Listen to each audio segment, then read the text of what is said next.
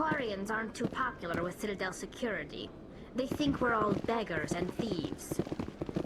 Every time I visit the Citadel, C-Sec brings me here for a friendly chat.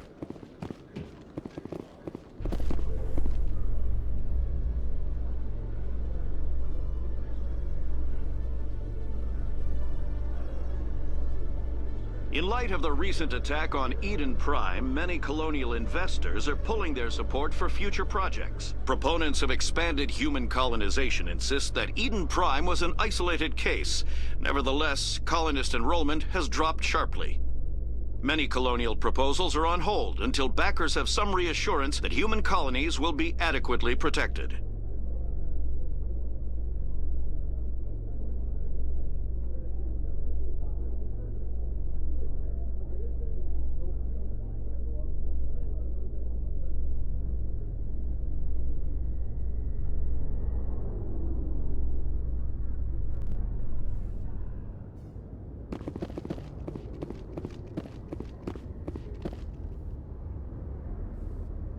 I've got big news for you, Shepard. Captain Anderson is stepping down as commanding officer of the Normandy. The ship is yours now. She's quick and quiet, and you know the crew. Perfect ship for a Spectre. Treat her well, Commander. I want the truth. Why are you stepping down, sir? You needed your own ship. A Spectre can't answer to anyone but the Council. And it's time for me to step down. What kind of leads do we have? Saren's gone. Don't even try to find him. But we know what he's after. The conduit. He's got his Geth scouring the Traverse looking for clues. We had reports of Geth in the Pharos system shortly before our colony there dropped out of contact, and there have been sightings around Noveria. Find out what Saren was after on Pharos and Noveria. Maybe you can figure out where the conduit is before he does. The Reapers are the real threat. I'm with the Council on this one, Shepard. I'm not sure they even exist. But if they do exist, the conduit's the key to bringing them back. Stop Saren from getting the conduit, and we stop the Reapers from returning. I'll stop him. We have one more lead. Matriarch Benezia, the other voice in that recording. She has a daughter, a scientist who specializes in the Protheans. We don't know if she's involved, but it might be a good idea to try and find her. See what she knows. Her name's Liara, Dr. Liara Tassoni. We have reports she was exploring an archaeological dig on one of the uncharted worlds in the Artemis Tau cluster. Sounds like we should head for the Artemis Tau cluster. It's your decision, Commander. You're a Spectre now. You don't answer to us. But your actions still reflect on humanity as a whole. You make a mess and I get stuck cleaning it up. I'll try not to make things any harder on you, Ambassador. Glad to hear it, Commander. Remember, you were a human long before you were a Spectre. I have a meeting to get to. Captain Anderson can answer any questions you might have. Yes, Commander? Tell me what happened with you and Saren 20 years ago. It's close to 20 years ago now. Ambassador Goyle was our representative here on the Citadel. Like Udina, she wanted to get a human into the Spectres. She chose me. The Council sent Saren to keep an eye on me and evaluate my performance, just like they sent Nihilus to keep tabs on you. Why weren't you honest with me? It's not something I'm proud of. I had a chance to become the first human Spectre, and I failed. Saren made sure of that. I think I deserve the whole story. We had intel on a rogue scientist being funded by Batarian interests. He was trying to set up a facility to develop illegal AI technology out in the Verge. Alliance intel had done all the work, but the Council wanted a Spectre involved. We compromised. I was assigned to help Saren in his investigation. We tracked the scientist to a refining facility on Kamala. He was hidden away somewhere inside, protected by an army of Batarian mercenaries. The plan was simple. Sneak into the plant, capture the scientist, sneak back out.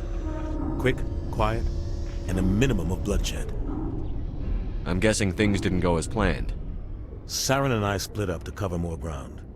Then about halfway through the mission, there was a massive explosion in the refinery core.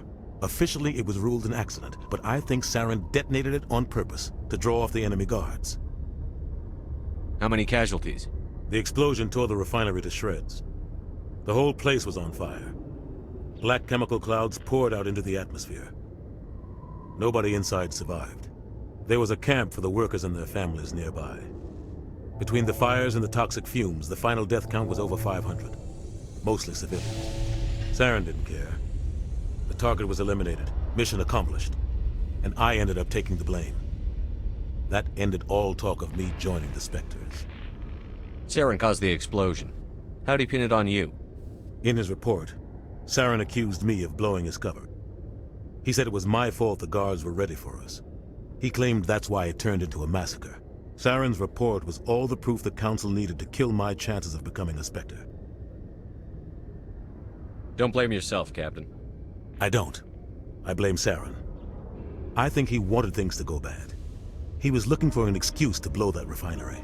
Maybe he just likes the violence. Maybe he was just trying to make me look bad to keep humans out of the Spectres. If so, he pulled it off. Why'd you let him get away with it? Who do you think the Council was going to listen to? Me? Or their best agent? I had a bad feeling about him right from the start. I should have been more careful. Maybe I could have stopped things before they got out of hand.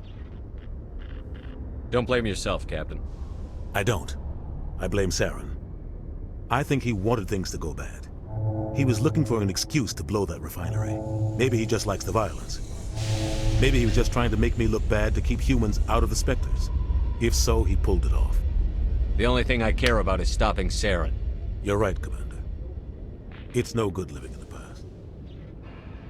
I want to know the truth about you and Saren. I want to know about the mission you were on together all those years ago. We had intel on a rogue scientist being funded by Batarian interests. He was trying to set up a facility to develop illegal AI technology out in the Verge. Alliance intel had done all the work, but the Council wanted a Spectre involved. We compromised. I was assigned to help Saren in his investigation. We tracked the scientist to a refining facility on Kamala. He was hidden away somewhere inside, protected by an army of Batarian mercenaries. The plan was simple. Sneak into the plant, capture the scientist, sneak back out. Quick, quiet, and a minimum of bloodshed. I'm guessing things didn't go as planned. Saren and I split up to cover more ground. Then about halfway through the mission, there was a massive explosion in the refinery core. Officially, it was ruled an accident, but I think Saren detonated it on purpose to draw off the enemy guards.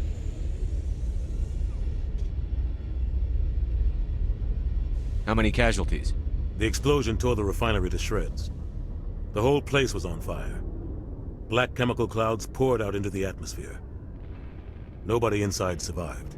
There was a camp for the workers and their families nearby. Between the fires and the toxic fumes, the final death count was over 500. Mostly civilians. Saren didn't care. The target was eliminated, mission accomplished, and I ended up taking the blame. That ended all talk of me joining the Spectres. The only thing I care about is stopping Saren. You're right, Commander. It's no good living in the past. Any extra intel you can give me on our colony at Pharos? The entire planet used to be one giant Prothean city. Mostly ruins now. But some of the infrastructure is still intact. The colony tried to build on what the Protheans left behind. We lost all contact with them when the Geth attacked. What do you know about the Artemis Tau cluster? Not much. I've never been there myself. A handful of systems with a few small, uncharted worlds, but no real colonies. Might not be easy finding Dr. Tassoni out there. My advice is to look for the world with the Prothean ruins. What can you tell me about Novaria? Novaria's trouble. Always has been. The whole planet's basically a center for corporations to conduct illegal research. Watch your back there, Shepard. Spectres are about the only form of Citadel authority Novaria respects. But they aren't popular. Were you holding up? Honestly, this isn't how I pictured my career coming to an end. Pushing papers really isn't my thing. But you're the one who can stop Saren. I believe in you, Shepard. If that means I have to step aside, so be it. You should go. I'll be here if you need anything.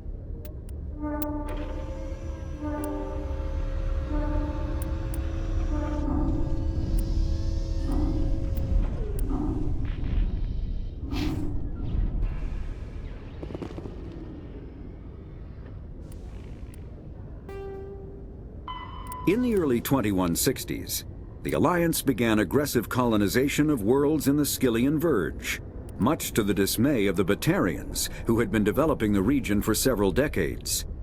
In 2171, the Batarians petitioned the Council to declare the Verge a zone of Batarian interest. The Council refused, however, declaring unsettled worlds in the region open to human colonization. In protest, the Batarians closed their Citadel embassy and severed official diplomatic relations with the Council, effectively becoming a rogue state.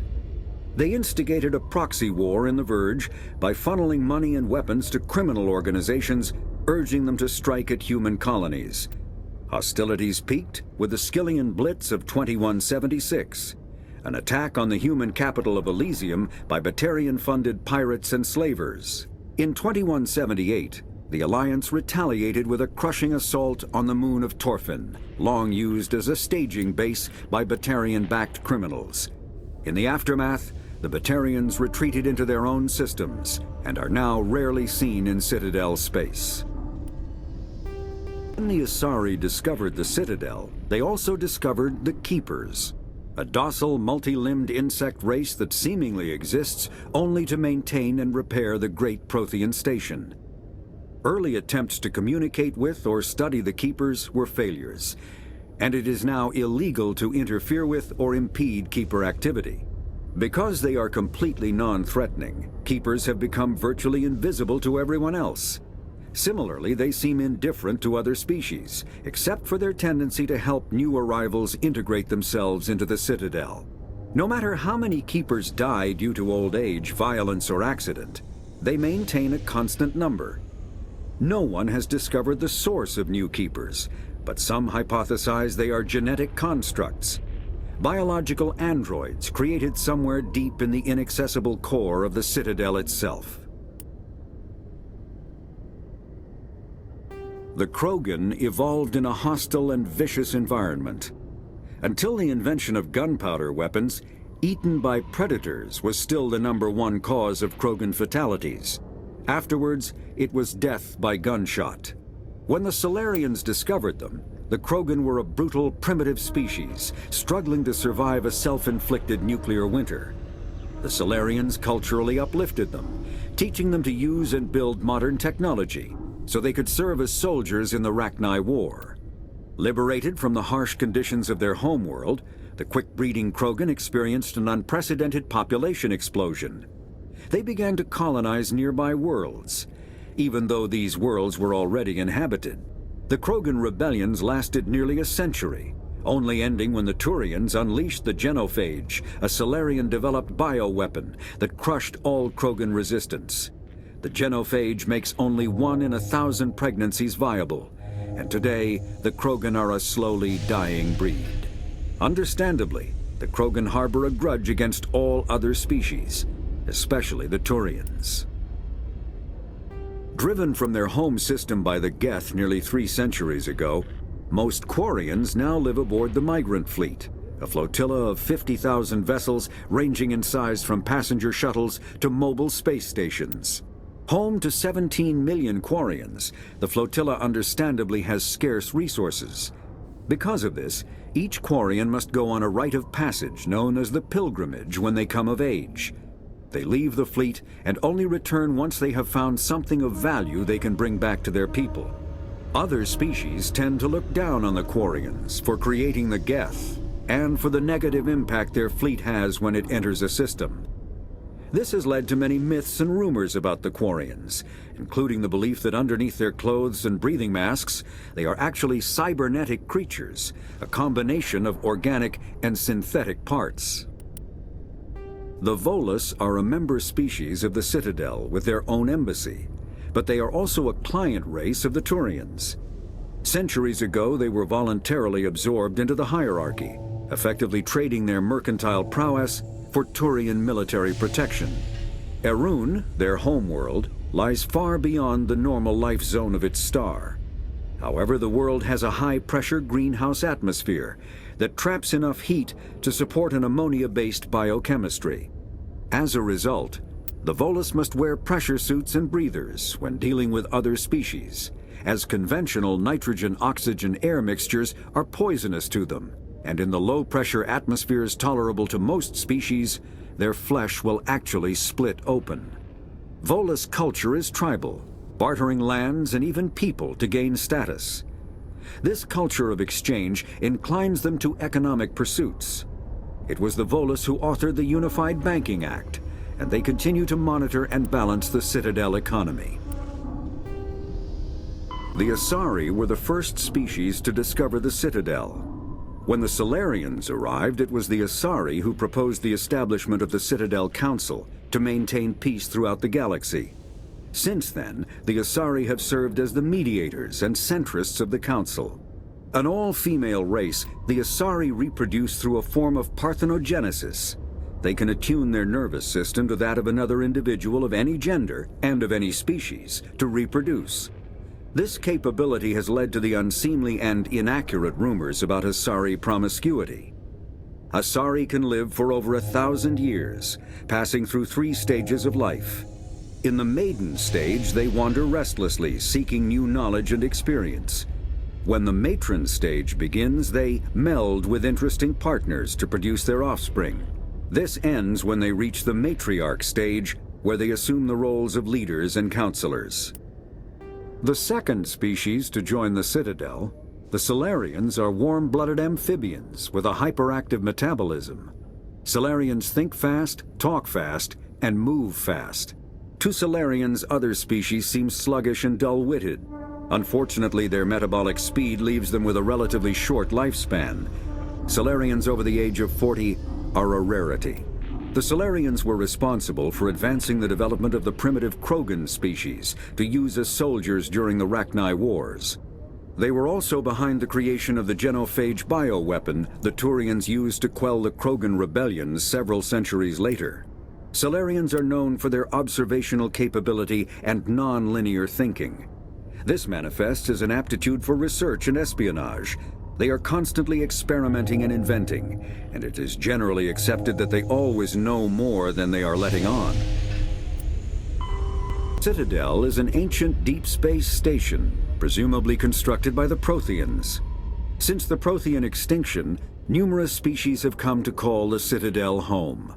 It serves as the political, cultural, and financial capital of the galactic community. To represent their interests, most species maintain embassies on the Presidium, the Citadel's inner ring. The Citadel Tower in the center of the Presidium holds the Citadel Council chambers. Council affairs often have far-reaching effects on the rest of the galactic community. 5 arms, known as the Wards, extend from the Presidium. Their inner surfaces have been built into cities, populated by millions of inhabitants from across the galaxy. The Citadel is virtually indestructible. If attacked, the station can close its arms to form a solid, impregnable shell. For as long as the station has existed, an enigmatic race called the Keepers has maintained it. The Council is an executive committee composed of representatives from the Asari Republics, the Turian Hierarchy, and the Solarian Union. Though they have no official power over the independent governments of other species, the Council's decisions carry great weight throughout the galaxy. No single Council race is strong enough to defy the other 2, and all have a vested interest in compromise and cooperation. Each of the Council species has general characteristics associated with the various aspects of governing the galaxy. The Asari are typically seen as diplomats and mediators. The Solarians gather intelligence and information. The Turians provide the bulk of the military and peacekeeping forces.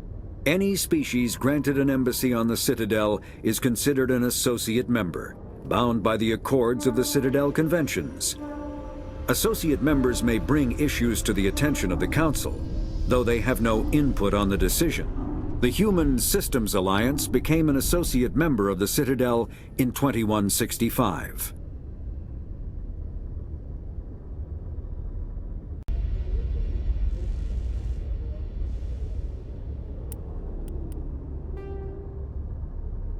Pharos is a habitable world in the Attican Beta Cluster. 2/3 of the habitable surface is covered with the ruins of a crumbling Prothean megatropolis.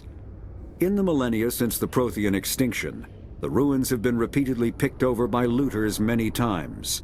Pharos was considered a poor prospect for colonization, as little open ground remains for agriculture. The only sizable freshwater sources are the poles, which are tapped by the decaying Prothean aqueduct systems. The dead cities, while in good condition considering their antiquity, are of uncertain stability. Ground level is congested by a dozen meters of fallen debris, and the air is fouled by dust.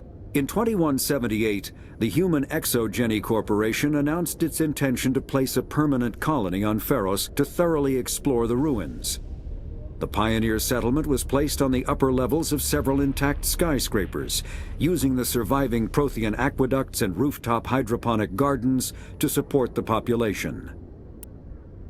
Noveria is a cool, rocky world with most of its hydrosphere locked up in massive glaciers. A privately chartered colony world, the planet is owned by the Noveria Development Corporation Holding Company.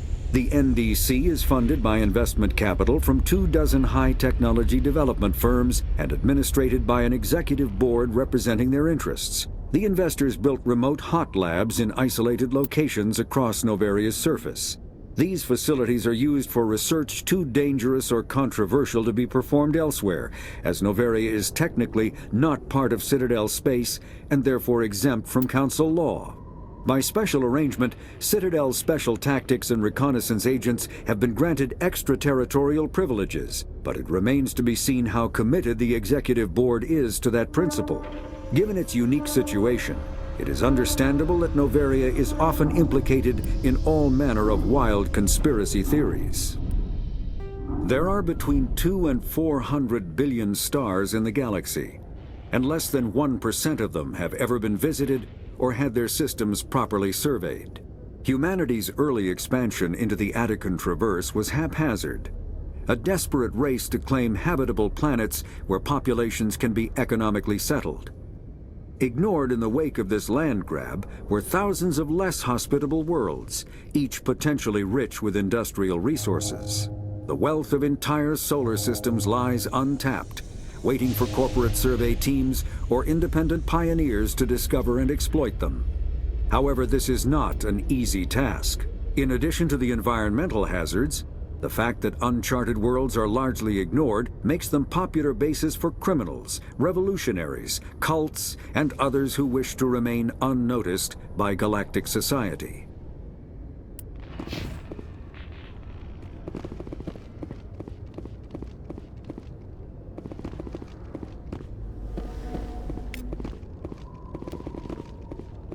A private docking bay.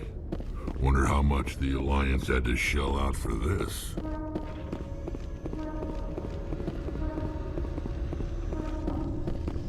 When I first arrived on the Citadel, I spent nearly 3 hours being questioned by the officers here before they would let me enter the wards. Stand by, shore party. Decontamination in progress. I heard what happened to Captain Anderson. Survives 100 battles and then gets taken down by backroom politics.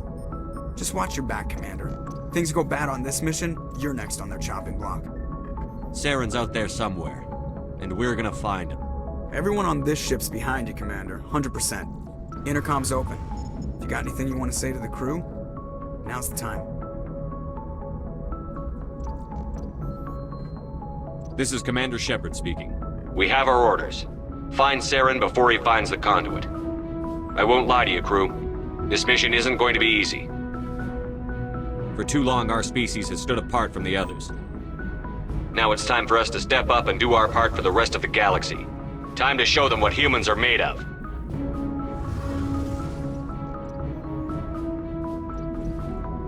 This is the most important mission any of us have ever been on. The fate of an entire galaxy is at stake. We will stop Saren, no matter what the cost. Well said, Commander. Captain will be proud. The captain gave up everything so I could have this chance. We can't fail. Yes, sir.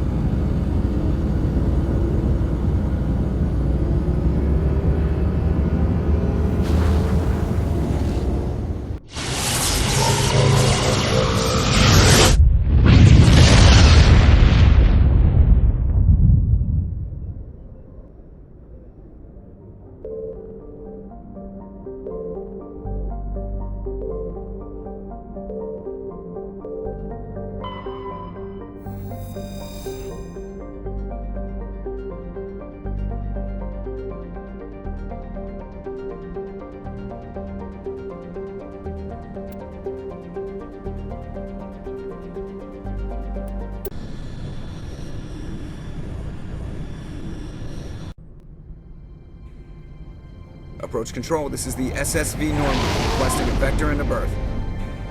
Normandy, your arrival was not scheduled. Our defense grid is armed and tracking you. State your business. Citadel business. We got a Council Spectre aboard. Landing access granted, Normandy. Be advised, we will be confirming identification on arrival. If confirmation cannot be established, your vessel will be impounded. What a fun bunch. I think I'll take my next leave here.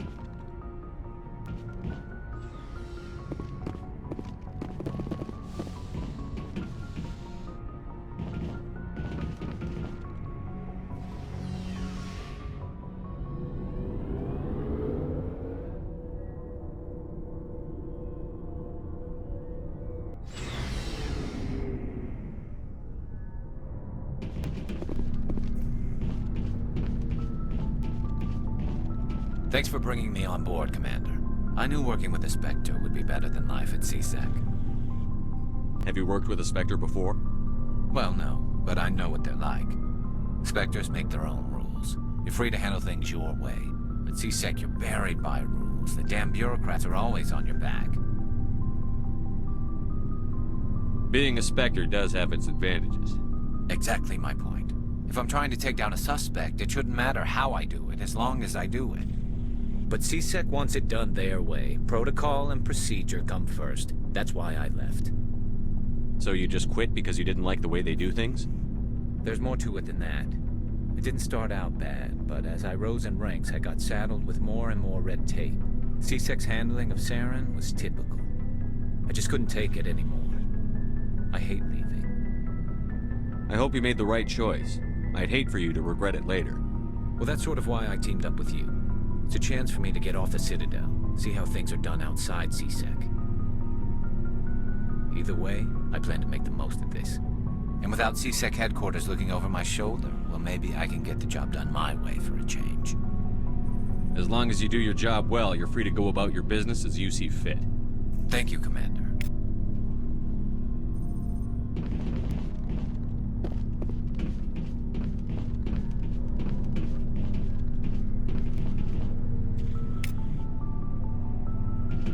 Commander?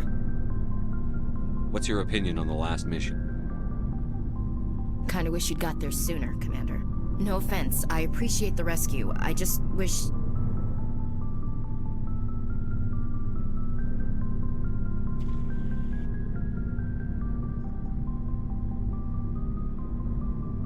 Came as soon as we got the distress call, even with the fastest ship in the fleet. You did the best you could, Commander. It's my fault. If I had been more alert, we wouldn't have been cut down by an ambush. The Geth are perfect ambushers. They don't move, they don't make noise, they don't even breathe. Sir, they have flashlight heads. I'll make sure it doesn't happen again.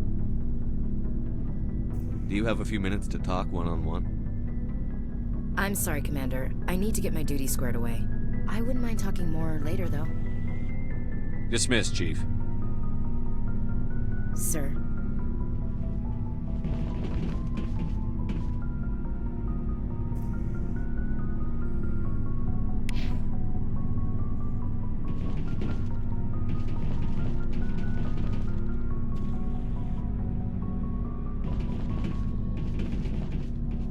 Nice ship you've got, Shepard. What can I do for you? What's your story, Rex? There's no story. Go ask the Quarian if you want stories. You Krogan live for centuries. Don't tell me you haven't had a few interesting adventures. Well, there was this one time the Turians almost wiped out our entire race. That was fun.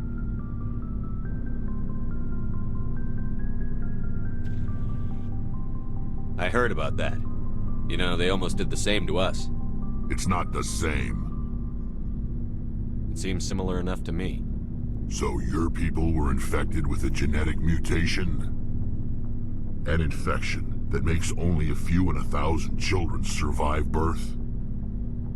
And I suppose it's destroying your entire species? I suppose it isn't all the same. I don't expect you to understand, but don't compare humanity's fate with the Krogan. I was just making conversation. I wasn't trying to upset you.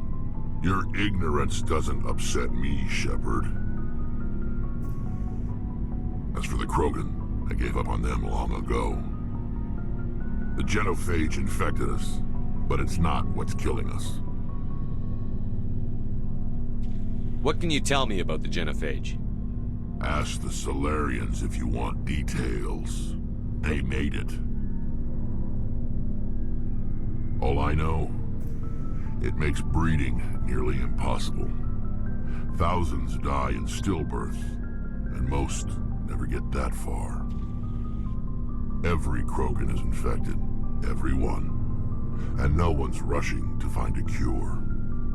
Why don't the Krogan try to find a cure? When was the last time you saw a Krogan scientist?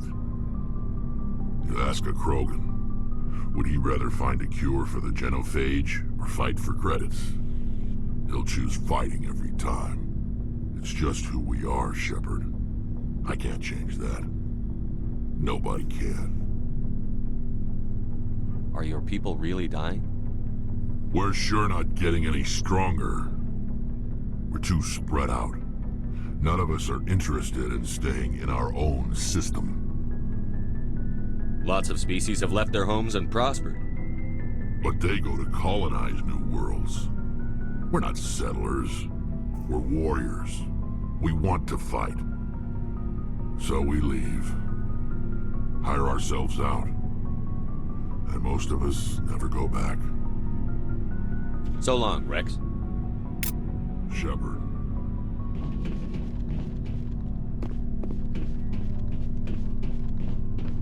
Looking for supplies? How often will you get new items? Well, that depends on how many licenses you've purchased. But I'll rotate items on a regular basis regardless.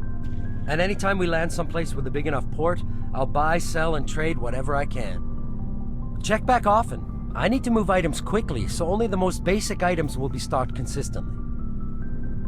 What are licenses? Why do you need them? Manufacturers sell licenses. Each license allows me to buy and sell a certain brand of products. I already have several basic ones, but you'll need to buy more if you want me to bring in different brands. Many of the best licenses are hard to get, but they're well worth the cost if you can find them. What do the different manufacturers offer? There are too many for me to keep track of, but each license will explain what it's good for. Let's see what you've got. You bet, Commander.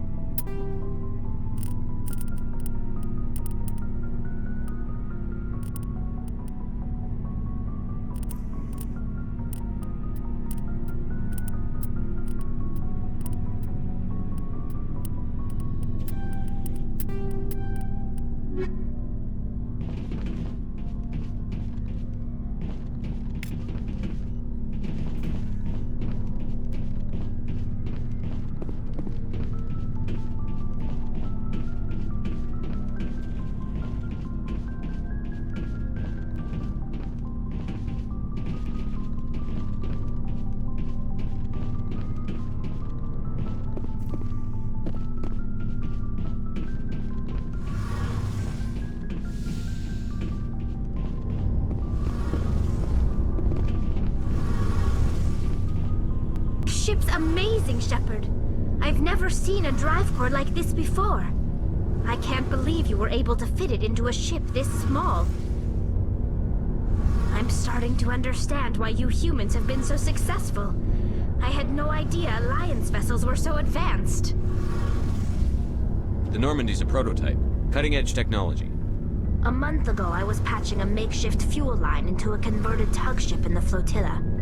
Now, I'm sitting on board one of the most advanced vessels in Citadel space. I have to thank you again for bringing me along. Traveling on a vessel like this is a dream come true for me. I had no idea you found ship technology so interesting. It comes with being a Quarian. The migrant fleet is the key to the survival of my people. Ships are our most valuable resource. But we don't have anything like this. We make do with cast-offs and second-hand equipment. We just try to keep them running for as long as we can. Some of the fleet's larger vessels date all the way back to our original flight from the Geth. I can't believe your fleet's still using ships that are 3 centuries old. They're constantly being repaired, modified, and refitted. They aren't pretty, but they work. Mostly. We've tried to make ourselves as independent as possible on the flotilla. Grow our own food, mine, and process our own fuel. But some things we just can't make on our own. A patch to maintain the hull integrity requires raw materials we just don't have. That's why our pilgrimages are so important. Want to know more about the pilgrimage? When my people reach maturity, we leave our birth ships and seek acceptance with a new crew. It's necessary to maintain genetic diversity among the fleet. But no ship wants to accept someone who will be a burden on them. So, to prove our worth, we embark on a pilgrimage.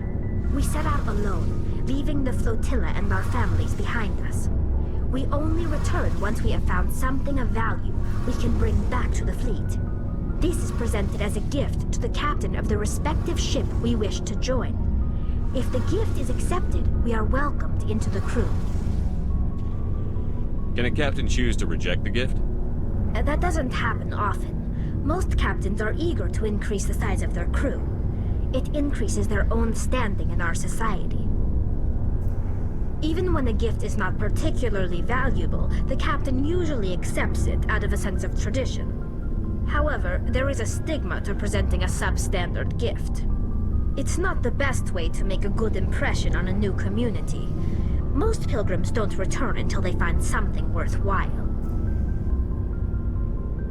I can't believe they just send you off alone. It's not like they just cast us out.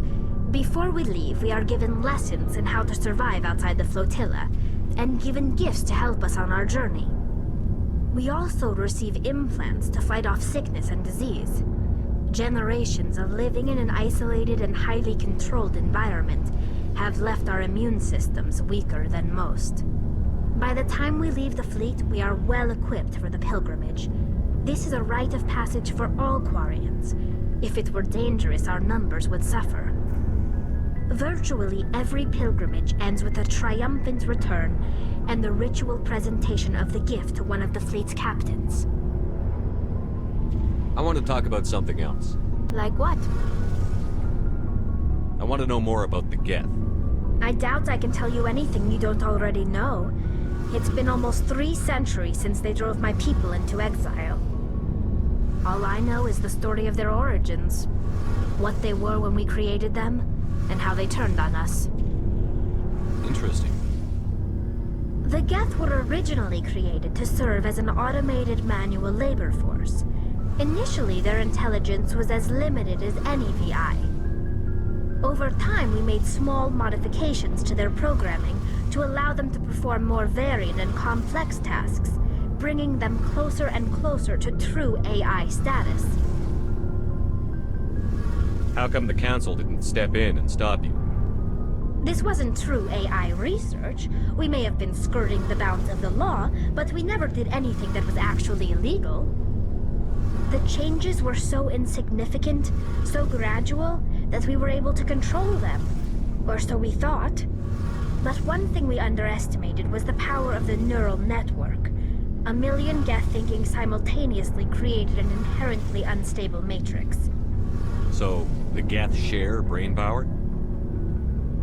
Many of the Geth's logic systems were designed to work in concert with other nearby Geth. Basically, the more of them you have in a group, the smarter they are. So there's some sort of group consciousness. No, nothing like that. They cannot share sensory data or information. Their programming cannot handle that much simultaneous input. Each Geth maintains an individual awareness and identity. The neural network only operates on a process-based level. It's basically the synthetic equivalent of a subconscious.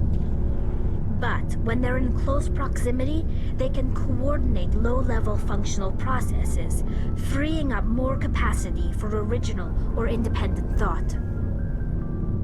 What made them rebel? As we built more and more Geth, their effective intelligence became more sophisticated, more abstract. One day, a Geth began to ask its Quarian overseer questions about the nature of its existence. Am I alive? Why am I here? What is my purpose? As you can imagine, this caused a near panic among my people. I don't see what's so bad about those questions. The Geth were created to engage in mundane, repetitive, or dangerous manual labor. That's fine for machines, but it won't satisfy a sentient being for long. The Geth were showing signs of rudimentary self-awareness and independent thought. If the Geth were intelligent, then we were essentially using them as slaves. It was inevitable the newly sentient Geth would rebel against their situation. We knew they would rise up against us, so we acted first. A general order went out across all Quarian-controlled systems to permanently deactivate all Geth. The Geth responded to this order violently.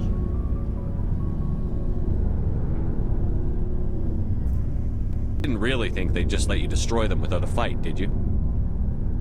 The hope was that most of the Geth would still be little more than machines, incapable of organized resistance. But they had progressed much further than anyone anticipated. The war was long and bloody. Millions upon millions of Quarians died at their hands. In the end, we were forced to flee our own homeworld. We feared the Geth would pursue us, but they never came beyond the Veil. Now we drift through space, exile searching for a way to reclaim what was once ours. Tell me about your people. Our lives aren't easy. Resources are scarce, and we are constantly on the move. Everything we do must in some way contribute to the continuation of the migrant fleet. There are 17 million Quarians in the flotilla, and each of us relies on the others for survival. The bonds among my people are strong. Unfortunately, we have had to surrender many of the freedoms and civil liberties other species take for granted. What kind of freedoms? Well, it's illegal for parents to have more than one child. If our population grows too much, it would strain our resources to their breaking point. Of course, we also can't allow our numbers to become too few. If our population is in decline, the rule against single births is temporarily repealed. In extreme cases of population decline, incentives are even offered to encourage multiple births, though the Conclave hasn't had to take such measures in nearly a century. That's your government. The Conclave is our civilian branch of government. Each ship can elect a representative to serve on the Conclave and make decisions that affect the fleet as a whole. On matters that affect an individual ship, however, the captain has the final say.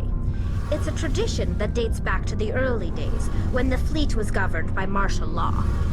Fortunately, most captains nowadays are smart enough to have an elected council from their crew to give them advice and guidance. So the ultimate power rests with elected officials. In practice, the Conclave and the respective council for each ship tend to set the rules that govern our daily lives. But in theory, we are still under military jurisdiction. The 5 top-ranking military officials in the fleet serve on the Admiralty Board. These 5 have the power to overrule any decision by the Conclave in case of emergency. To do so requires unanimous agreement among the Admiralty, and they can only do this once. After that, the entire board must resign their posts. It's a safeguard that served us well. In nearly 3 centuries, the Admiralty Board has only overruled the Conclave 4 times. I should go. See you later. Hey, Commander, you know that Quarian, Tally? She's been spending all her time down here asking me about our engines. Tell her to leave you alone. What? No, she's amazing. I wish my guys were half as smart as she is. Give her a month on board and she'll know more about our engines than I do. She's got a real knack for technology, that one. I can see why you wanted her to come along. I figured she'd be a real asset to the team. You got an eye for Tally, Commander, but I'm guessing that's not why you came down here. I want to know more about the Normandy. She's the best ship I've ever served on, probably the fastest vessel ever designed, and she's the only one using the new Tantalus drive core. What's so special about the Tantalus drive core? Proportionally, it's about twice the size of any other vessel. Not only are we faster, but we can run at FTL speeds longer before we have to discharge the core. Where else have you served, Adams? If you name a class of Alliance ship, I've probably served on it. Everything from dreadnoughts and carriers right down to frigates like the Normandy. My last assignment was on the Tokyo, only a cruiser, but she was a good ship. Couldn't hold a candle to the Normandy, though. Fill me in on the IES stealth systems. How does it work exactly? You can't hide a ship out in space. They emit too much heat and radiation, too easy for sensors to pick them up, unless you find a way to capture those emissions.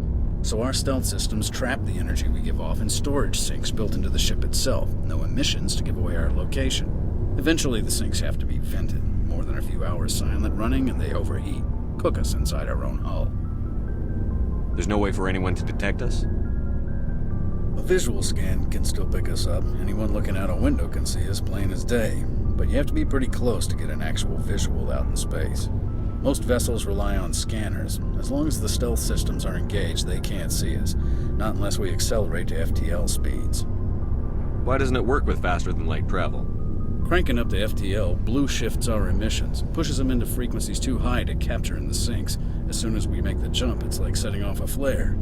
Sensors can pick up our location whenever we enter or exit FTL flight, but for short-range missions, our stealth systems are amazing, and we've got the only one. Carry on, Adams. Aye, aye, Commander.